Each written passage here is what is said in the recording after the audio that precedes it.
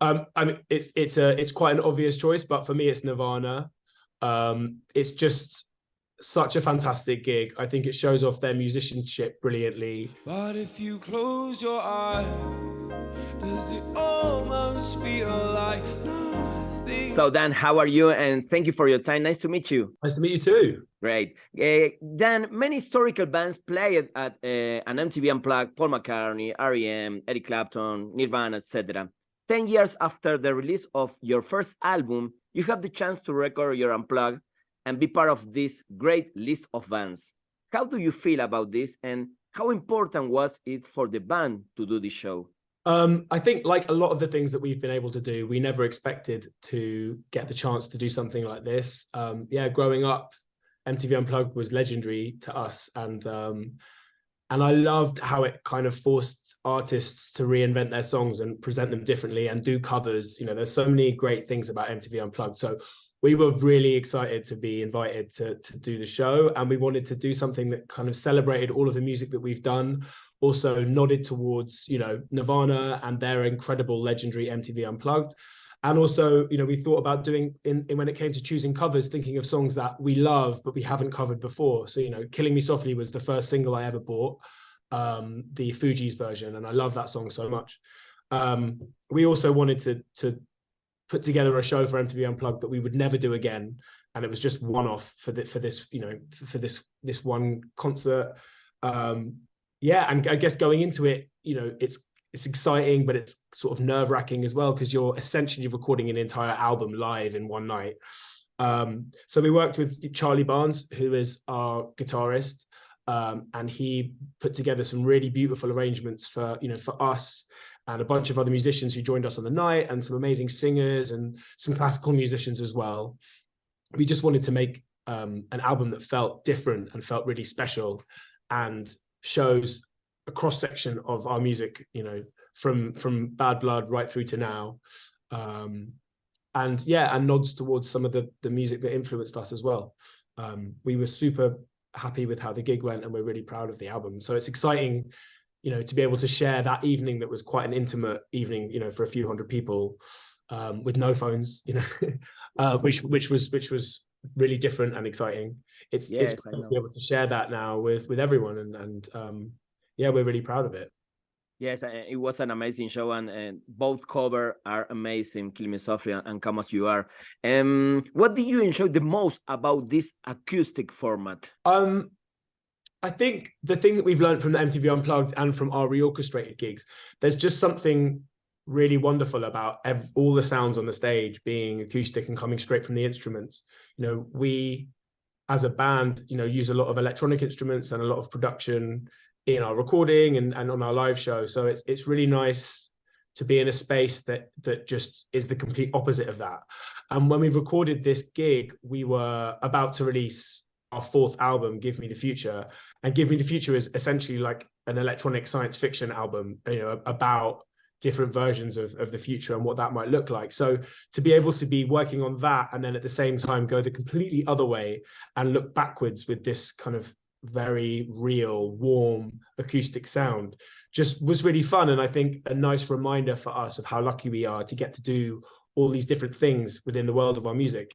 You know, we've always wanted to be as diverse as possible, and to not be pinned down by any particular sound or genre. So I think that was just a really fun period for us. We're getting to do these really, really different things. So, and how important was it for you that this album was released for the Record Store Day? Yeah, it felt like a really good way to weave together two things that are important to us.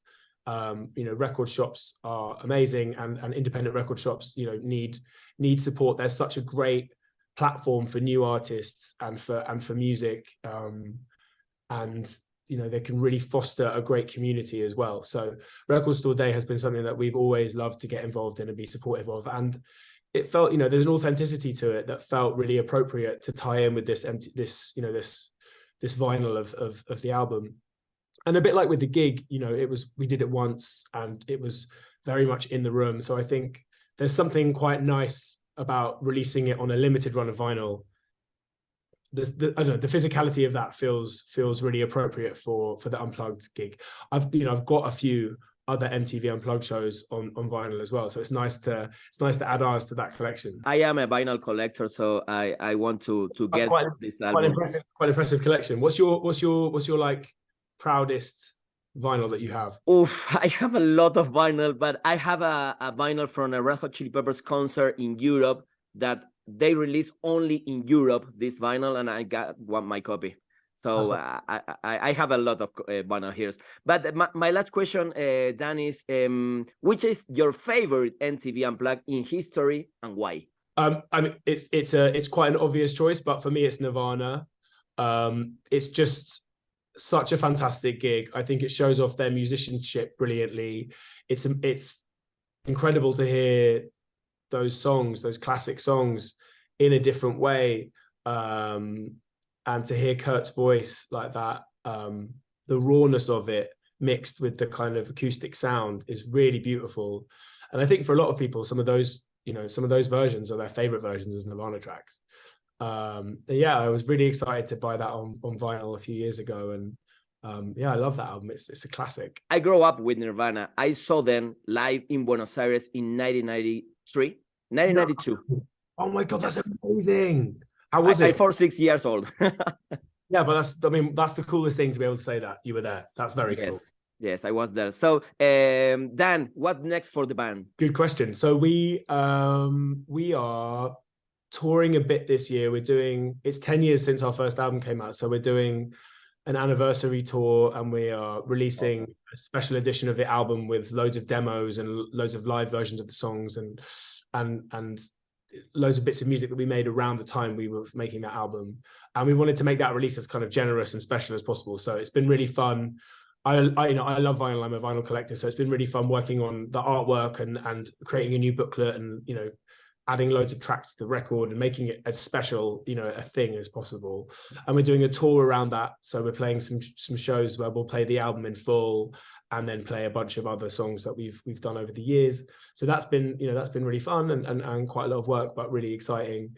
And then, outside of that, I'm always writing. So we're working on new music all the time, and, collaborating with other people and writing for other people and writing for film and TV. And just, we've had 5 months in London at home, and I've just, I've loved having a bit of a break from touring. It's been so great to be in one place, but also it's given us the time to just be really, really, really creative and make loads of music. And yeah, so it's been good, but very much looking forward to switching gears and going back into touring for the next sort of 4 months or whatever. And are you coming to Latin America? I hope so. I mean, we're not officially on tour this year. We're going to Central America. We're going to Mexico. It's actually our first 2 shows of the summer are in Mexico. Yes. But yeah, after that, mainly North America and Europe. But we have every intention and desire to come back. It's like as a band, our favorite place to tour is Latin America and South America. So yeah, fingers crossed. Thank you, Dan. Thank you for your time, and good luck. Thank you. Thanks very much.